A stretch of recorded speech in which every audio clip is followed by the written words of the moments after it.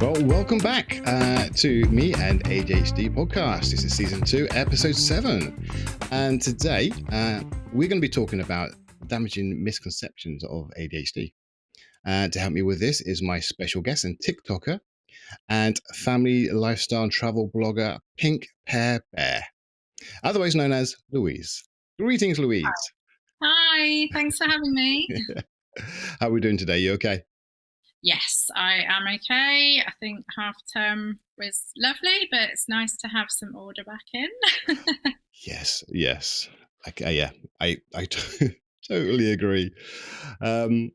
Okay, so tell us about yourself a little bit about your background and why you doing what you do. So I suppose go way back. I was studying psychology and counselling when at uni. I did drop out after a few months, but didn't realise that would be a kind of running theme.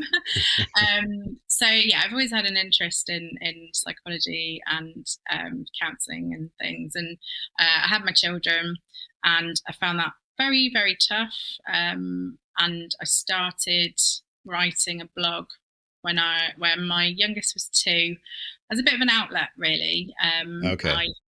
I think I did do family travel and things like that, but also I wrote about kind of mental health and the difficulties of parenting, to try and help other people realize that they weren't alone if they didn't have the perfect. It was at the time when everything was Instagram perfect and everybody had these pure white, children in white clothing in their white playrooms, and I was kind of wondering why we could just never get out the door with everybody in all their clothes, let alone clean clothes. Oh, but yeah, I never understood that when you like I say you see the things on be it Instagram or TikTok or whatever, and the family's got kids, but everything, the walls are white, the floors are white, they got nice cream sofas, there's no toys. It's like, this is not real, this can't be real, because this is not our real life. Well, no, I know. I mean, I used to do, product reviews and things like that, and I was finding that I was having to clear like corners of the house just to take the pictures. But then my big thing was that I would always then have a photo next to it of the chaos that I'd hidden, or in my stories, I'd be like, right, I've just moved this huge pile so that I could make this one little area. And I didn't realize why I found it so difficult. But then during the lockdown, everything kind of it got so much worse. My mental health, and I think, knowing what I do about ADHD now, obviously, there was no end in sight. So we were trapped. Yeah. We didn't know how long it was going to be for. We were all under one roof. So that was kind of no breaks. The things that I'd built into my life to get dopamine, like, going on trips, meeting friends, going out for dinner, even, going out for a walk, they weren't allowed, or they were restricted. And I think that once you kind of know that, you're like, oh, well, of course that would send you into a plummet. But obviously I didn't know that I had ADHD. And then, I got diagnosed at the end of lockdown in the end of October, and started kind of making videos about my diagnosis, and they blew up a little bit. So, and here I am now, still making content. Also, and very good content as well. So when it comes to the ADHD then, did you take it upon yourself to start sort of, I guess, self-educating regarding everything about ADHD, or is it just a case of, it is what it is, I've been diagnosed and I'm just going to let people know how I'm feeling? Actually, it took me quite a long time to post that first video, which is surprising considering I was so open about mental health. I talked about all sorts of things on my blog, like my early hysterectomy and all these things that actually would probably be harder to post. But that actually saying that I had ADHD, I found really difficult because of the stigma around it. And I think I felt very much like people wouldn't would just think differently about me. So it made me very nervous to post. That's I find that interesting, and I speak to a lot of people, and how they kind of dealt with it at the very beginning seems to be very, very different amongst, well, all of us really. I I I got diagnosed, and it was the opposite for me. I was, and I'm still in this euphoric bubble, as I say, of now I've got answers. Before, when I, just had depression and anxiety, as a lot of ADHDers get diagnosed with first, um, I I couldn't talk about that at all because of the stigma, and because I didn't have answers. Because someone's going to say why and how, and I'm like, I don't know. I don't know why. Nothing makes sense. But as soon as I was given the answers, I'm like, I can talk. I've got a voice now, and pretty soon, maybe a couple of months after that, I started to do these podcasts to bit of as a therapy session for me.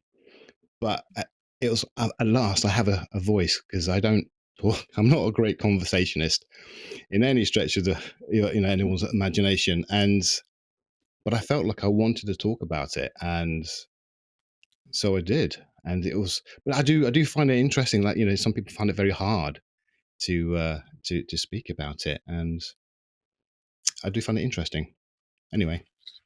I think I mean, the reason that I came upon an ADHD diagnosis, I'd already spent quite a bit of time in the sort of autism world, and doing a lot of research there, thinking that potentially I might be autistic, but not everything fitted, and just kind of there's a lot of negative reaction to when you are kind of in that world and you're dealing with schools and things like that, and you come across a lot of opinions, and even family. You're there's there.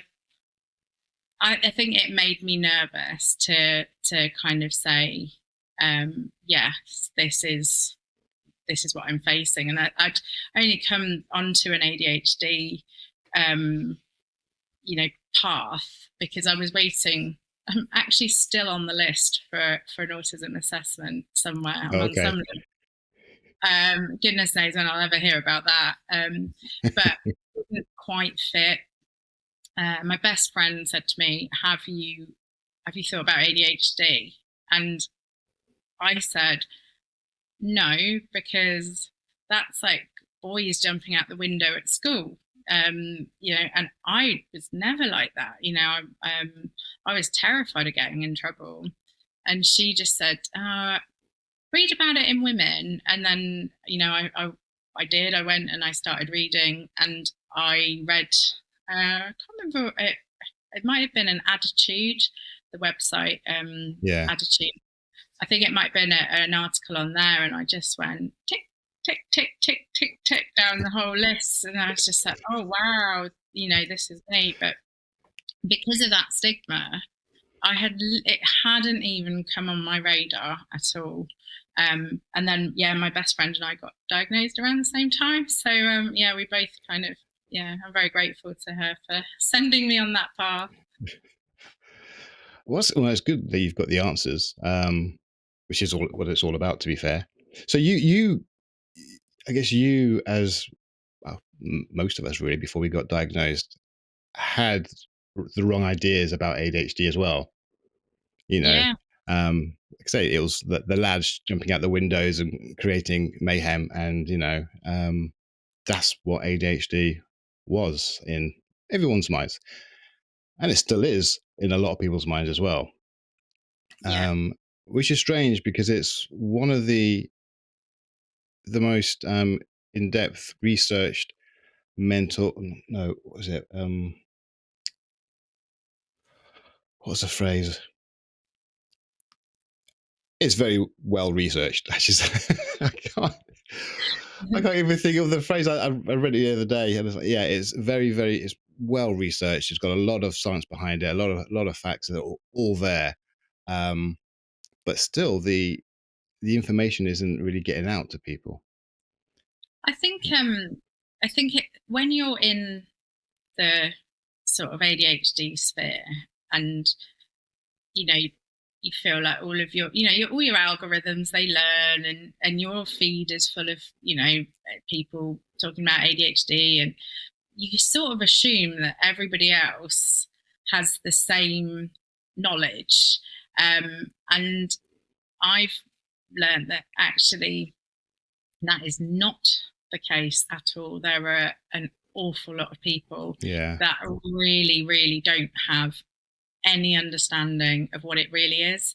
Um, and this is, doctors, psychiatrists, teachers, even like Senkos, they just don't know what it really is. And you just assume that people have the same knowledge as you. But I think it's like if you get diagnosed with a knee condition, and then you learn everything about that knee condition, you forget that other people have no idea what it is. I think yeah.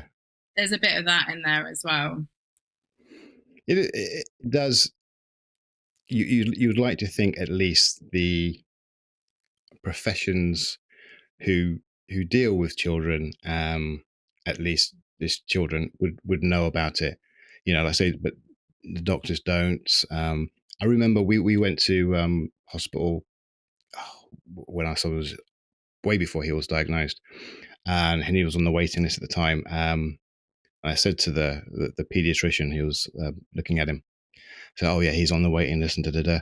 And he was masking at the time. He was sitting there. He was calm, and he said, "Oh, well, looking at him, I don't think you have a problem there." I'm like, hmm, okay. Thank you Uh, for your interest after 5 minutes of this, watching my child.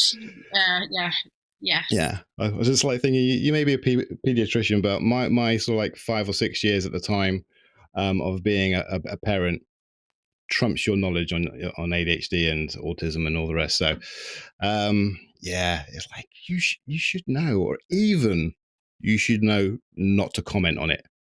yeah. You know, but like I say, there's a lot of misconceptions and a lot of misinformed people out there, Yeah, unfortunately.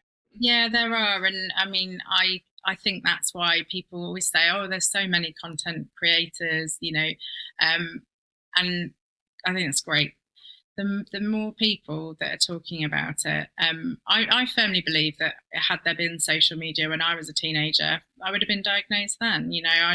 I just stumbled upon these videos, and the amount of people that have messaged me going, I had no idea what was going on until I watched one of your videos, and that was the start of that. So it is valuable.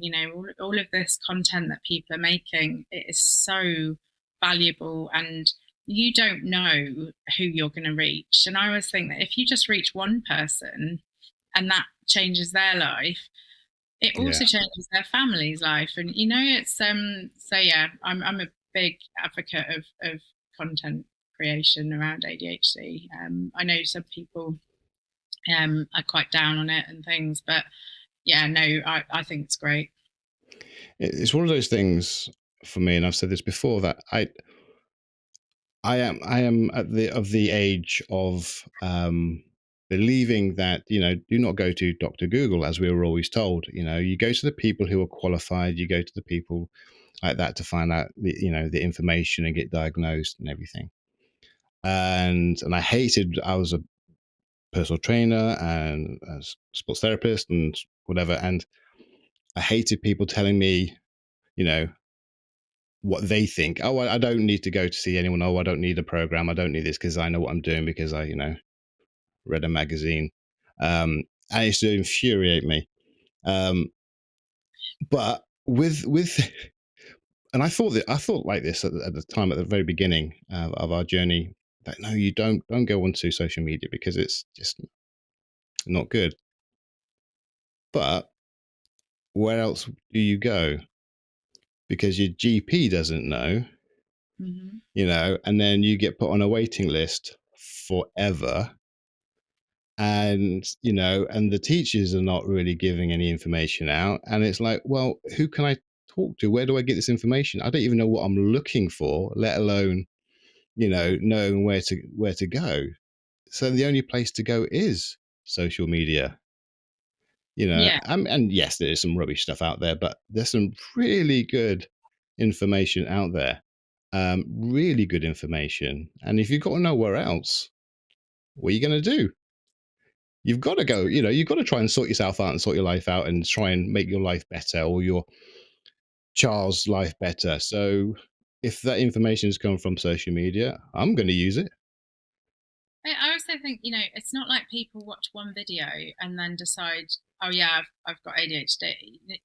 The thing about imposter syndrome with ADHD is the person that we have to work hardest to convince is ourselves. Yeah. So anybody that has, the amount of research that I did, I wrote a two-page essay for the psychiatrist, of all of the reasons that I believe, and I went to multiple different sources for that.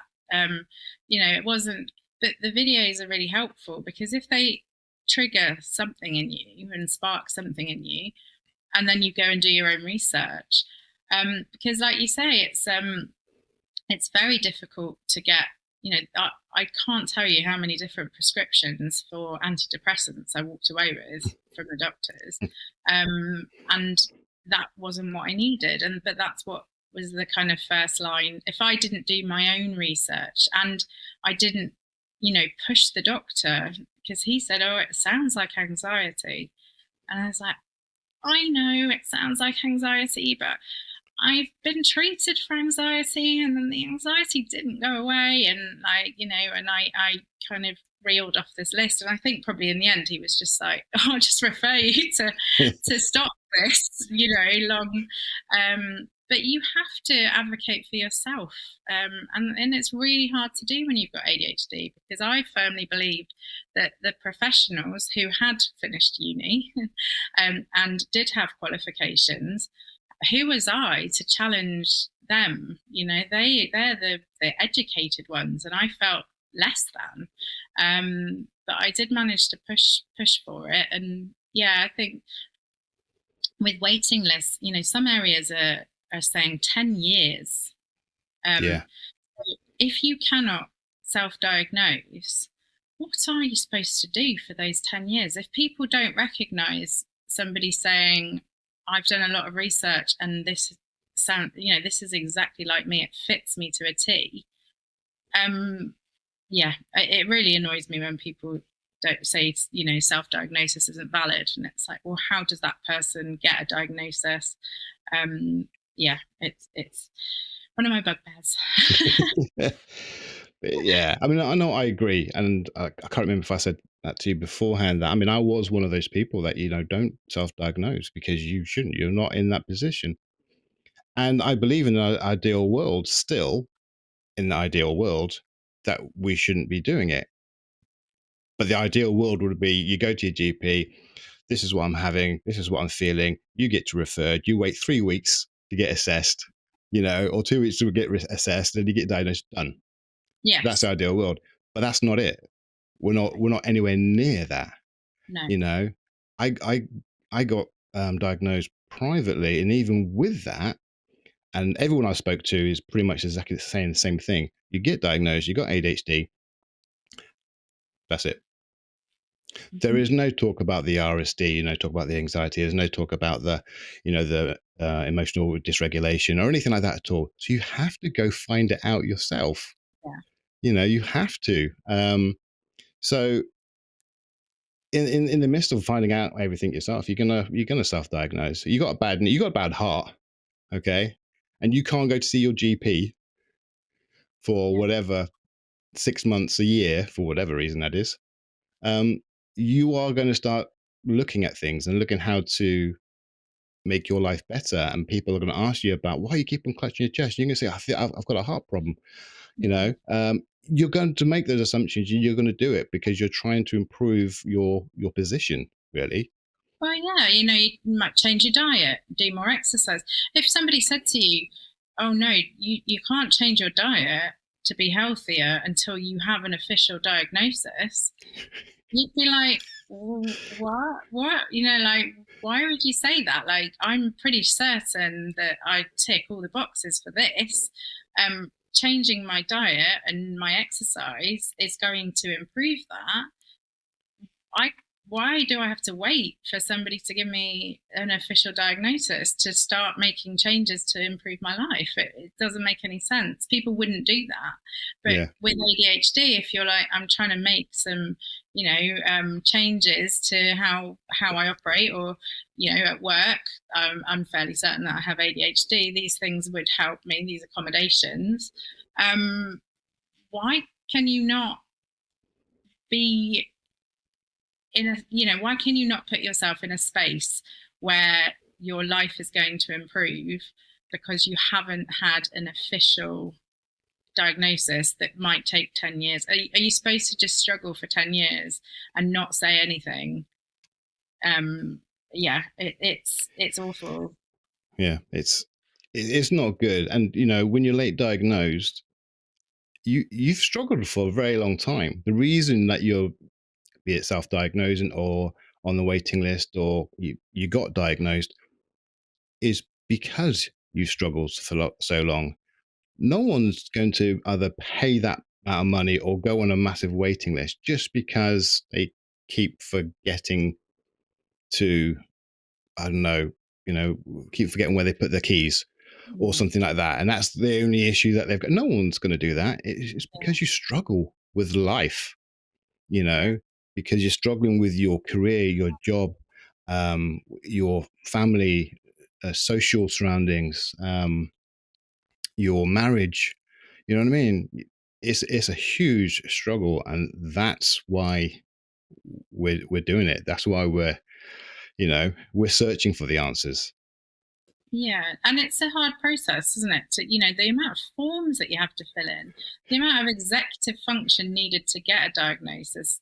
I think people think that they're just like handing them out, like, like, oh, sorry, what's that? You struggle with, like you say, oh, you lose your keys all the time. Here, have a diagnosis. It just doesn't work like that. Yeah. You have evidence from, somebody that's known you since childhood. You have to have all these different things and a full assessment. So no, it's I think that is one of the misconceptions, is that it's easy to get an ADHD diagnosis. There's so much that goes into it. Your Yeah, GP, who is not qualified, or trained, or anything to do with ADHD, so they have no input. They're not qualified enough to do that, but they can diagnose you with a range of things within 5 minutes.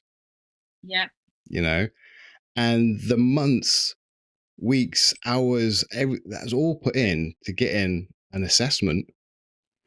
And then, and the report, I mean, I've never had anything back from a GP regarding what's going on with me. I got a 22-page report. Okay. I'm like, okay, 22 pages. Okay. I'm massively inattentive. So it did take me about 8 months to actually read that 22-page yeah, report. I was like, I was like, that wasn't helpful. But, there's a lot. I remember sitting there in a report. They were looking at my hand movements, my feet movements, how many words I was saying to explain things. They were noticing everything about what I was doing, what I was saying, my movements, everything. It was quite weirdly stalkerish how much they were looking at me. Um, it was, it was like, because I didn't think they would do anything like that at all, but they did all of that. It was strange, but I was there for 4 hours, you know, yeah, and that's massive. And I went through, I think I was with two, yeah, it was two clinicians, and I did a QB test as well. And then they go off and they have a multidisciplinary meeting with a whole team, full team of with the psychiatrists and whatever, and go through it all. And then I get my diagnosis, and it's like, Nah, no one's taking that away from me. That's, you can't get more, you know, more input into what's going on than that. That's just, that's more than I'm just trying to get a label, you know. Yeah.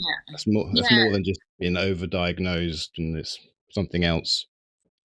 Well, I mean, I struggled with my diagnosis because with I went via Right to Choose to Psychiatry UK, and obviously there is a lot of.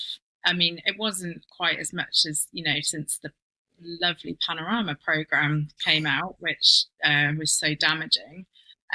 But because it was a fairly quick assessment. I'd done all the preliminary, so I'd done loads of forms, and my mum had done a form. I was really annoyed with her because I felt like she'd scuppered my chances, because she'd basically put how amazing I was at everything, and I felt like she'd not kind of she'd ruined my chances there. So I'd prepared this whole like big essay. I added loads of stuff in that I'd found and cited articles, and um, I went in for the assessment, and it was quite quick, really. He kind of said that I don't want to stress you out. I've been through everything, and it's very clearly like we'll carry on and do the rest of the assessment, but I'm very convinced that you have ADHD. And I was like, oh wow, okay. So we carried on, did the assessment, but even after that, because I had such terrible imposter syndrome, I was like, did I answer the forms to get the answers that I wanted? Have I am I looking for an excuse? Am I just really bad at everything, and I've tried to get this label? Is he a proper psychiatrist? Is the company proper? All of these things. And it wasn't until I started on the medication, and then I just went, oh my gosh, is this how everybody else has been living all this time? And okay, I can completely understand how people can be on time and how they get their jobs done. And and it was only at that point where the medication had such a massive effect on me that I actually believed in my diagnosis. So I think there's the misconception that private diagnoses aren't, that you can like buy yourself a diagnosis, and so ridiculous, but yeah, no, it's yeah, Yeah, it's just there's a lot to go into it, and it's like when they say it's misdiagnosed or it's overdiagnosed a lot. People don't understand when it comes to being when you're late diagnosed, you've been misdiagnosed for so long over, you know, assessments or chats with a GP or whatever like that lasted 5 or 10 minutes, and then put you on these strong medications, for years. And that's you've been misdiagnosed for so long, but you've finally got the correct diagnosis. And one of the things I know you got the correct diagnosis because the medication works for you. I mean, it doesn't work for everybody, and no, some people don't get on with it, and I get all that. But when it works, the medication that we're on, it is strong medication. And if you're not ADHD, if you're not neurotypical, and you haven't got the brain makeup as we have, the medication wouldn't work the same. no, It it um, it it would. would, yeah, no, it wouldn't be good for the person. Yeah. I mean, I'm on what am I on? Dexamphetamine. So it's an amphetamine based medication, Yeah, and if my wife took that, she'd have a lot more energy than she normally has. yeah, She could, and what I've been reading is that she'll be able to concentrate more, things like that, but she wouldn't be as productive as she would yeah, normally be. So energy wise, will be well up, but productivity wise, will be decreased. And that's different for us. Yes, it increases our energy, but up to a normal level, as opposed to a partying level. yeah, And it allows us to be able to complete certain things, normal day to day stuff. And like I said, the big thing is you're able to think a bit clearer, your head's a bit quieter, Yeah. and you can, I guess, you can deal with things a lot better. But when you don't have it, your head's a mess. Yeah. Your head's an Yeah. absolute mess. I always thought of it, my kind of little analogy or like visualization thing of how the medication worked for me is I used to feel like I was a cashier in a post office, and that it was full. It was like Christmas, and everybody was trying to send their parcels, and they were all kind of leaning over the barriers, and they were all talking and like trying to get your attention and shouting at you and waving their parcels, and then I started taking medication, and it was like they all lined up in the corrals. They'd lined up all nicely, stepped forward, presented and this was my thoughts. So they stepped forward, Yeah, presented themselves. I listened, and then was like, okay. Then they'd move, and the next one would come on, and so that was the big thing. The noise in my head just stopped, and my thoughts just came through one at a time instead of all my thoughts showering at the same time with a music track playing over the top. It was. It's massive, and I think the medication brings us up to a sort of neurotypical baseline, yeah, and then anything that we add. But before that, you're just trying to get to that baseline, and that's why there's everything about the dopamine hunting, and the whole thing about getting being naughty. There's that whole thing, isn't there, about people with ADHD are all naughty, and it's kind of you get dopamine from lots of different things, yeah, and yes, some of them are negative things like speeding in your car, or some people start arguments just to get exactly. that little, or go into online arguments, and but But they're not thrill doing, seeking, yeah, yeah, thrill seeking, and it's not, you know whenever I was naughty, I hated it, but yeah. I'd get like a little kick from it. So I always had like these two halves of me, that one of them was actually quite naughty and wanted to be rebellious and climb out of, school over the wall and stuff. And the other part of me was absolutely terrified of getting in trouble. And yeah, it was quite exhausting actually. No, it is. It really, really is. I mean, I've hated getting in trouble for anything, any negative. My RSD is really was apparent all the way through, even from my childhood. I hated getting told off. It made me feel so bad. And being a kid, you do get told off. Even even as a good kid, you get told off.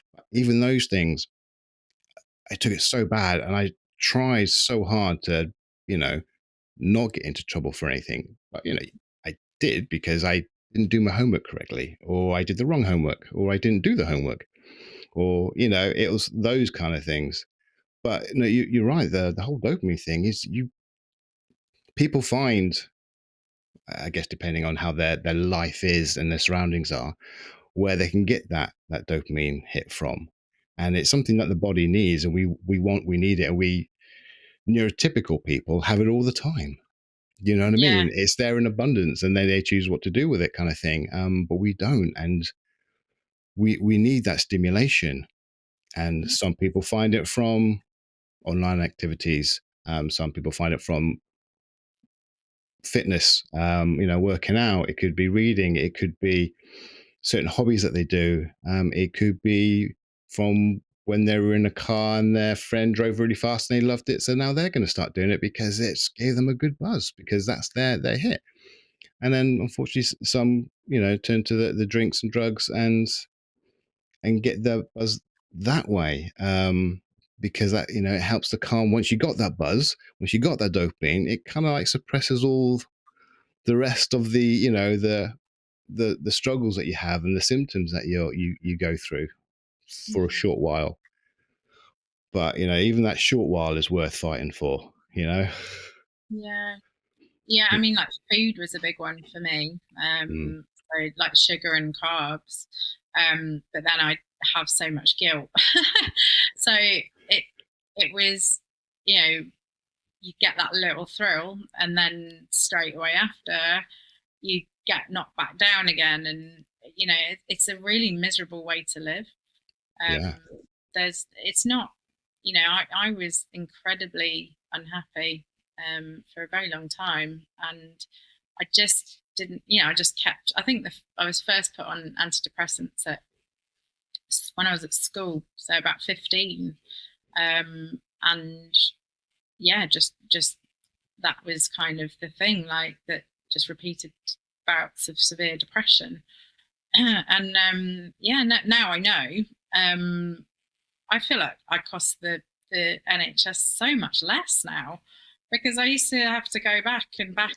I knew something was wrong, and I kept going back. And I had bad health anxiety as well. And I think that's because I knew something was wrong, and everyone was telling me, "Oh, this will fix it," and then it didn't. And I was like, "Well, what's wrong with me? Why?" And so all the appointments, all the prescriptions, and then I'd start taking whatever pill it was. And things like antidepressants will make you feel better for a short period because they've given you a huge dose of serotonin. So you will be like, oh. But then I used to actually end up feeling worse on them. So yeah, I think there's a whole thing, isn't there, about people think, oh, all these people going for their ADHD diagnosis, oh, it's costing the system so much money and blah blah blah. But actually, I'm certain that I cost them way less now.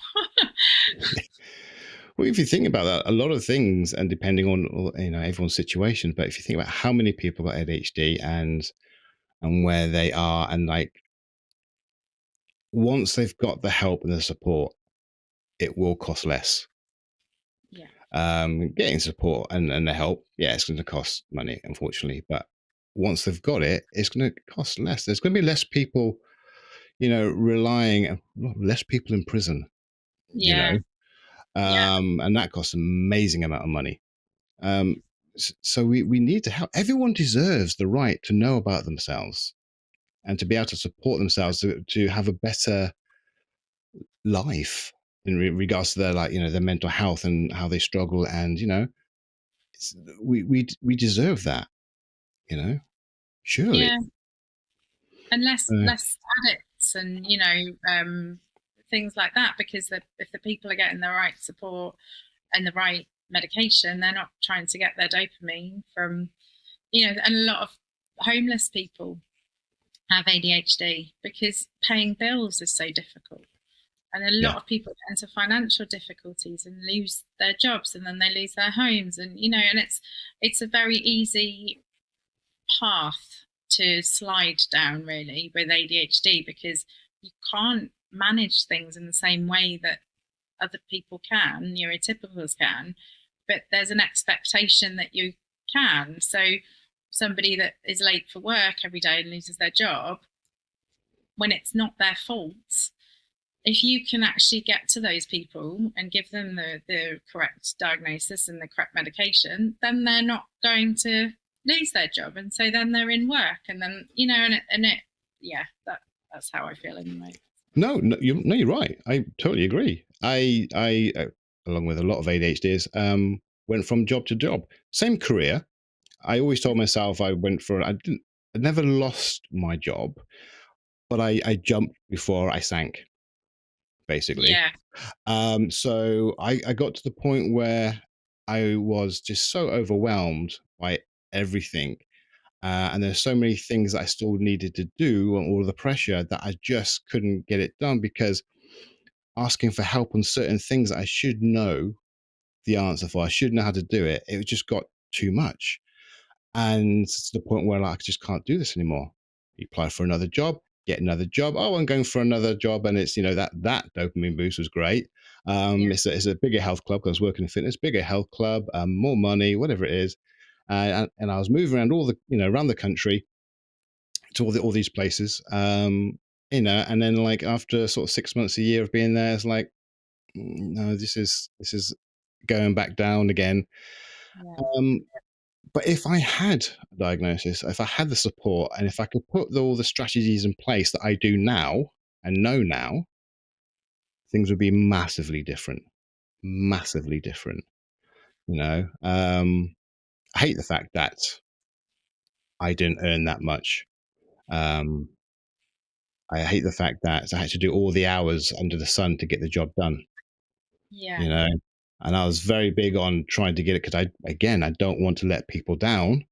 So Yes. rather than doing something like your 40-hour week, all the things that I had to do, I'm doing sort of 60, 70-hour weeks every week.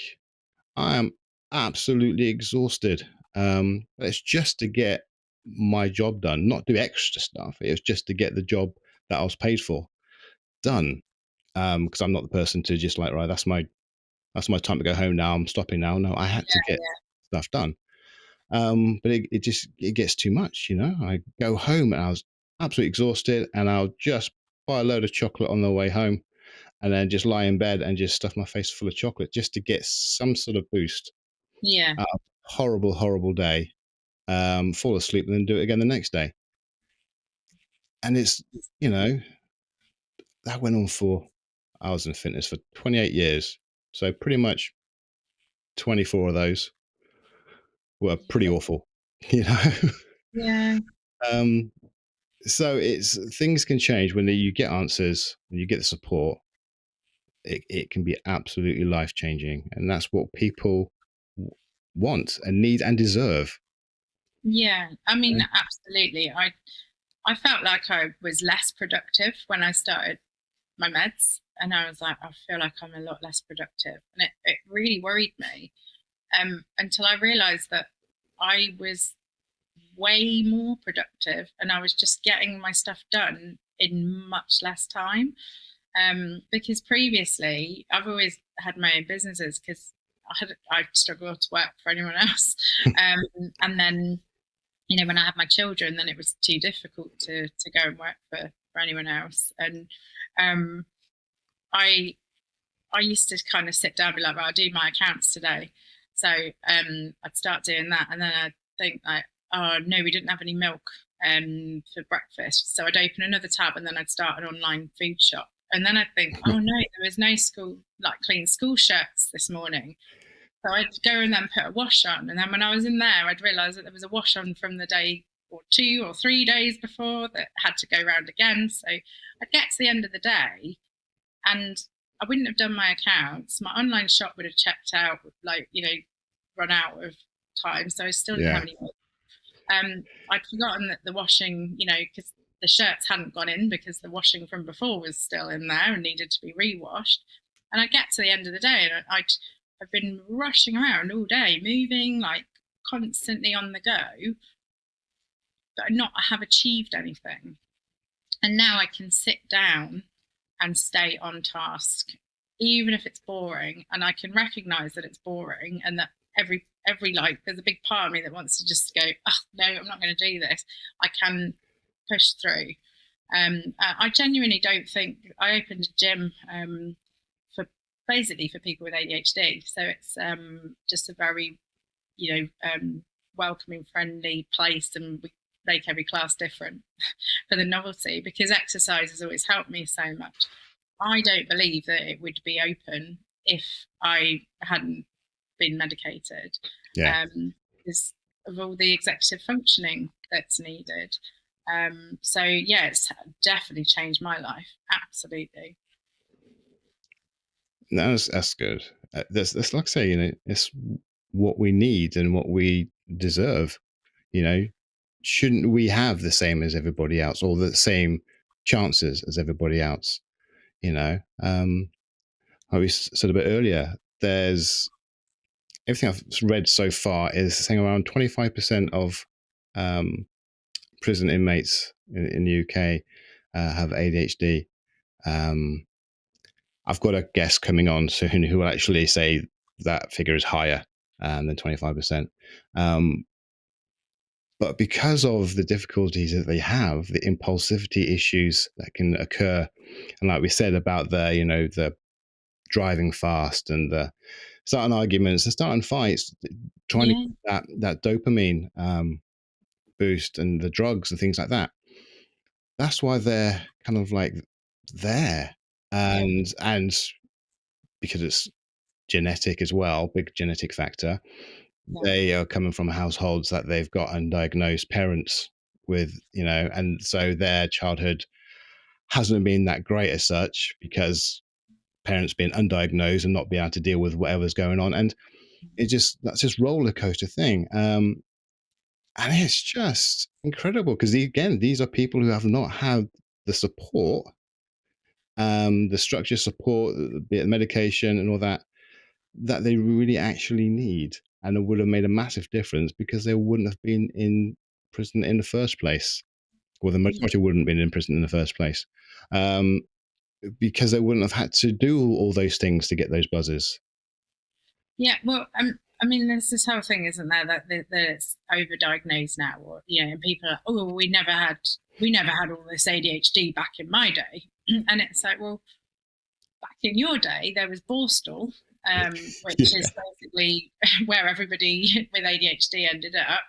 A lot of people went into the army, and into the forces and things like that because they could leave school early and they could move about freely, and the problem is though is a lot of the people that then come out of the forces, they end up homeless because they can't function.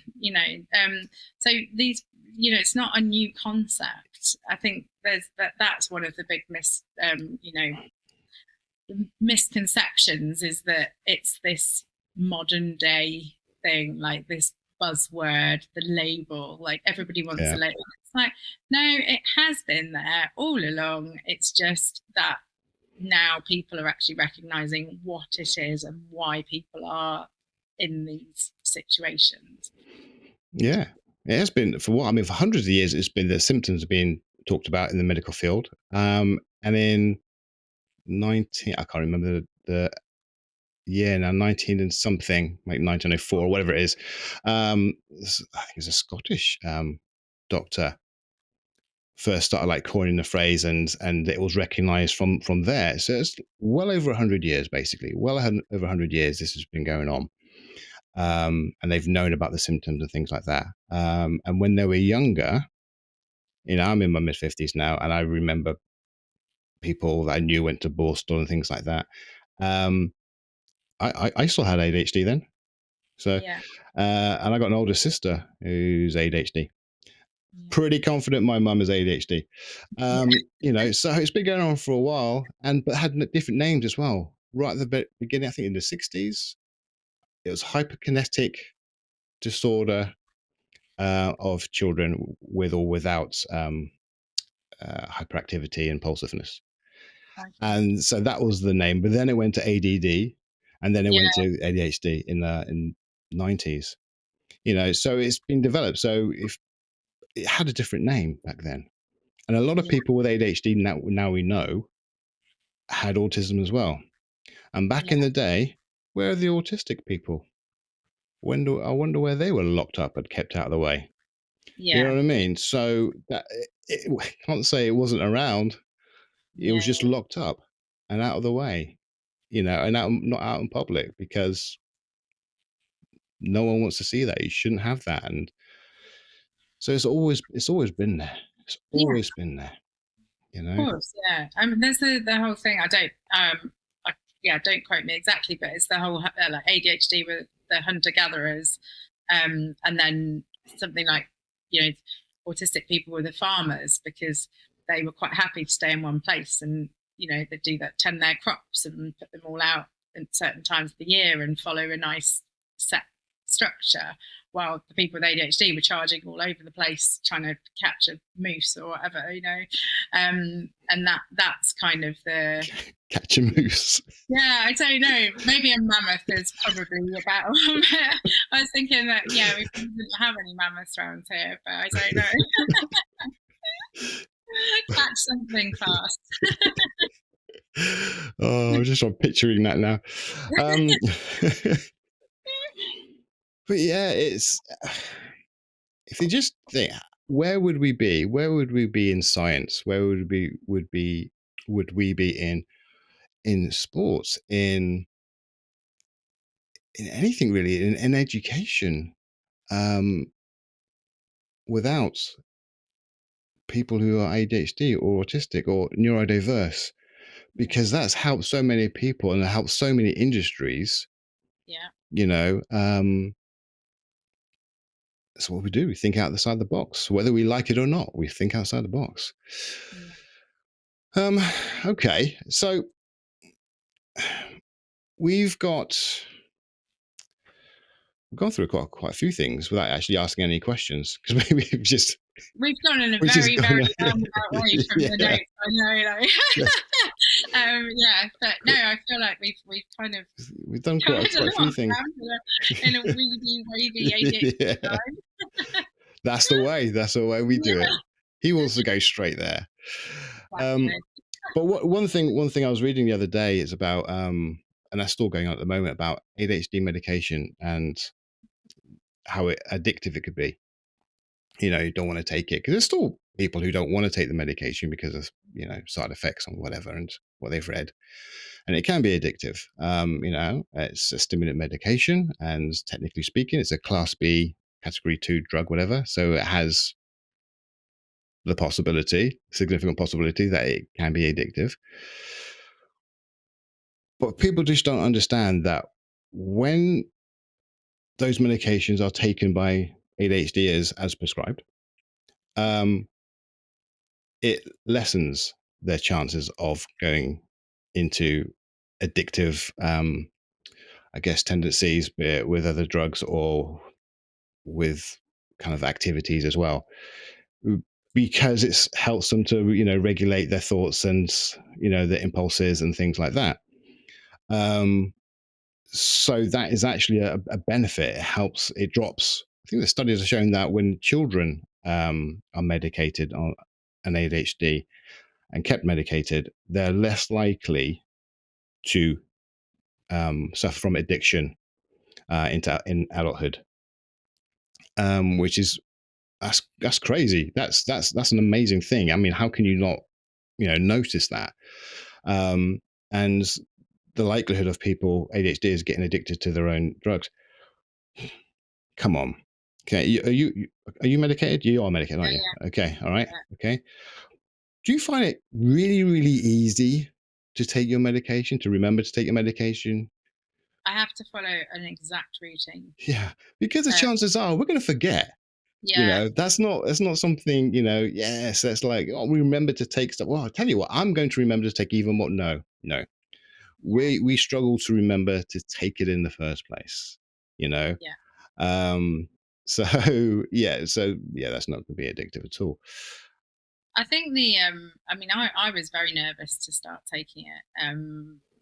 I obviously had read all the horror stories, and I was thinking like, oh, what am I putting in my body? What's the long term effects? Blah blah blah. Am I going to lose my personality? And yeah, I was very very nervous about taking it, and but actually, I mean, even if it does have if long term side effects. So I don't think they're going to be anywhere near as damaging as the amount of cortisol that used to just charge through my body at all times. Um, yeah, the lack of dopamine causes all sorts of health problems, and then I've had chronic migraines, and all of these things have gone since I started my medication. Um, and yeah, like you say, sometimes the lid will be off the pot, and I'll think, is that because I've taken it, or because I opened the pot to take it? And yeah, it's unless I follow a very exact routine, it's very easy to forget to take it. Yeah, And I have once taken 2 doses by accident, and I felt so unwell that now, if I'm not sure whether I've taken it or not, I won't take another dose. Um, so yeah, it's not like it's just like, oh yeah, no, I'm going to add more in now because you don't feel well. I didn't feel good at all. I was kind of sat yeah, in my kitchen, sort of shaking, like, oh, this isn't very good. And I was fine. But yeah, so it's not. I also think that we're quite rule abiding when we're medicated. I definitely am. Yeah. I don't like straying from the from the path of, if I've been told how much to take, that's how much I'm going to take. Yeah. Um, and yeah, because you don't. I think people assume that you get a big buzz from it. Like if you were neurotypical and you went out and you bought some speed, that you would get that buzz. But you don't. You just get, you know, You oh, just be okay, brought up cool. Now, to normal level. That's it. yeah, yeah. This is There's it. no like, oh my god, this is so exciting. It's just like, cool. I've come online. Let me go to work. So Yeah. yeah, it's not like you say, it's not like a fun party drug that, you know, it just literally brings my brain online. Yeah. It's our brains are different to neurotypical brains, so Yeah. it stands to reason that the medication we take is going to work differently as well. I'm the same as you. By accident, I couldn't remember when I took my first. I knew I took it, but my second one, I kind of like, well, I'll just take it at the normal time, okay, and completely forgetting that I took my first one later than usual. So I kind of had like a 2 or 3 hour period where I had two doses in me. That wasn't fun. No. I messaged my wife. I said, "Nah, this no, this ain't Yeah. good. This is what I'm feeling at the moment. I'm just checking in because this is nothing about this is positive right now. Massive palpitations. I would like Yeah. break in, lie down on I the was sofa. pouring with sweat. I was like, Yeah, I think I might be gonna have a heart attack or something. And then yeah, no, it wasn't. I definitely don't want it. That's not kicks for me. yeah, that's not, that's no. But like I say, yeah, we generally are quite regimented about those things, and we try to keep it because we need to make sure that we want it to last as long as possible throughout the day because we need it. So Also, it's you can't get more than a month. So no, yeah, you no, can't. they won't give you more than 28 days. So like, people think, oh, they'll start taking T pills. Well, then you only have 2 weeks, and then you've got nothing. So it's not like you can just go, oh yeah, no, I'll like go and buy some paracetamol and have. It's not like that at all. You only get 28 days, and they're very strict about when they reissue it. And then you have to take your ID to the chemist and all of this stuff, and it's all locked away in a cabinet at the back. So it's not like an easy process to just go and get yourself some more whenever you want it.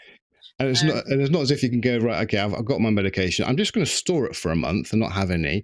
And then next month, I'm going to go get some more. So I've got double them. No way. You're not going to remember to do that. No, You're not, there's no way. That is not even going to be anywhere in your head at that time because there's going to well, be no, if so much you've gone a going on. month without meds, yeah, that cupboard's probably now full of Tupperware and God knows what. So yeah, that medicine's lost forever. And if you're paying private for your medication, you just can't afford to do that. So Yeah, it's a lot. My boyfriend has to pay for his, and it's so much a month. But so many yeah, GPs won't do shared care now, so that's a bugbear as well. yes, I don't understand. I don't understand. My GP and a lot of GPs in the Thames Valley area. There's this article out in the paper saying that they're stopping doing it because of um, they're not getting the funding and stuff like that for the reviews and things. I'm like, I don't understand that. I presumed, I still presume really that all like private clinics, because I weren't private, and then was it Psych UK, was it? Yeah, Or yeah, they're all sort of private clinics and all that. They do the same thing. I get my annual reviews done by my clinic. The GP does nothing apart from you sign off my meds. That's it. yeah. Doesn't review anything. Doesn't increase or Oh, decrease my meds. Nothing. this. Nothing at all. All it is just I get discounted medication. That's it. So why are they stopping that from happening? It makes no sense. You've got people who have got a being diagnosed, right? Okay. And they're starting to take the medication because they've gone down this route of impulsivity and they're spending and they're gone into debt and they're all these things are happening to them and they're struggling. And now they've got the medication, they can get their medication and they can go right to choose, whatever like that, and get shared care and brilliant. And the medication's at the same normal kind of rate as normal medication. But then it's stopped. We're not going to do that. So what we're going to do is you go pay for that medication privately. And I know you coming to have this done here and all that and get better because you don't want to be impulsively spending it and getting into debt again. But you pay for that now every month and get into debt that way instead. Yeah. My medication that I'm on at the moment, I know they're all different. My medication is £360 and 2p per month. Wow. It, it's That just astronomical, isn't it? it is absolutely crazy, and it's like, we know this is your issue and we know you struggle with this, but we're now going to make it a little bit harder for you. Yeah. I don't get it. Why would they do that? And the thing is, it's not like you can very easily go and get even if you've got the diagnosis and you just want the titration and you say, can you just do me titration so I can get the medication through the NHS? No, because then you have to have an NHS assessment as well. And it's like, how many hoops do you want people to have to jump through just to access the thing that is going to make their entire life better? Yeah. It, It's, yeah, it's completely against you. Everything about having ADHD, everything you need to do, from asking for help, getting it assessed, getting medication, everything is just completely against you. yeah.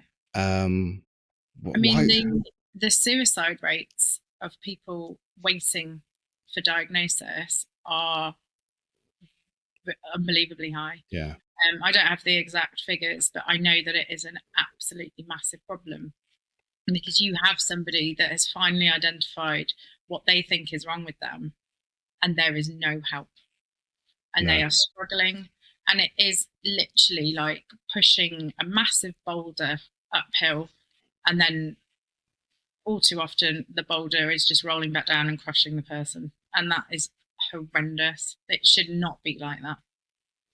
yeah, it's. Oh, I've got down here. All right, people with ADHD are 5 times more likely to attempt suicide. 1 in 4 women with ADHD have attempted, but men are more likely to succeed in doing so. That's why our rate is huge. Um, that's this massive figure. That's this horrific figures. You know, um, it's a real struggle. But with Yeah, this whole share care thing, it's just making it worse. That's just you literally knowing you're going to make people's lives hell. yeah. But I just think, like there's all the like, oh look, a squirrel, which is part of ADHD. But there's also this unbelievably dark side that we've touched on with addiction and homelessness and depression and suicide and self harm and eating disorders and all of these things that could be avoided for people. yeah, And I've got a friend who she is working incredibly hard to make changes in the with the NHS, and she's working with ADHD UK and all sorts of these charities are fighting to make changes, but when people are kind of still throwing around that everyone's a bit ADHD or they're just handing out diagnoses to whoever wants to get out of school homework or all this rubbish that goes around, or private diagnoses on you can just buy yourself one. It's just really damaging, and you're fighting this tidal wave of utter rubbish. But yeah, hopefully, there's enough voices joining in now to actually push people into action. I hope so. I think there's movement. There's a lot more talk now. I honestly think that it's going to be our children's generation that are going to benefit rather than ours. Yeah, We've made so much more movement forward in recent years than we did like with depression, because that was just trying to be pushed forward for decades and nothing really kind of happened. You know what I mean? yeah, But I think the neurodiverse world, and that conversation has really been able to bring everything into the forefront and make everyone talk about it and then try and understand it and things like that. So it's a lot needs to be done still, yeah. but we've got movement, which is good. Yeah, and that's why everyone should keep shouting. Keep talking about it, keep busting these myths. Yeah, no, it's. I feel like we've gone into a little bit of a downer for the. So yeah, sorry, but it's such an important topic. I think. It is. It is, and like I say, that's why we do the podcast. That's why we chat. That's why I have guests like yourself on, to highlight things and to show this different sides of the journeys. And everyone has different journeys. Your journey was completely different to mine, Yeah, and my journey was pretty much different to everybody I've had on the show, and that's how it is. So it's good to keep learning. It's good to keep hearing other people's sort of struggles, but successes as well. yeah. Um, you know, and we just, like I say, keep on talking. Well, that's it. And I having my ADHD diagnosis and finding out about ADHD has been the best thing that ever happened to me. I now that I am medicated and I understand myself and I have a partner who really understands me, I can harness all the good things about my ADHD and work with the bad things and navigate them. And I love so many things about having ADHD. I love how creative I am. I love being a big kid. I love how excited I get about things like Christmas and Halloween and dinosaurs. And there's a lot of really great things about it when you can lift that veil of depression and anxiety and all of the negative things. When you can treat them and kind of squash them down, you do get this like amazing. Yeah, I love my life. I love having ADHD and I love being able to kind of help other people realize that they have ADHD and they're not broken. No, absolutely not. Yeah, that it can be a really positive thing in your life if you get the right help and support. Brilliant. Louise, thank you so much for coming on. It's been lovely talking with you. Thank you. I say it's a topic that we needed to talk about. We could go on for a lot longer, but we won't. Everyone will be like, I need a movement break now. Yeah. But no, it's been absolutely great. Thank you. So, guys, thanks for listening. And until next time, be good, be kind, and remember, you're not alone. Thank you. Bye. Bye. I don't know what that was. Yeah, it's good. I liked it.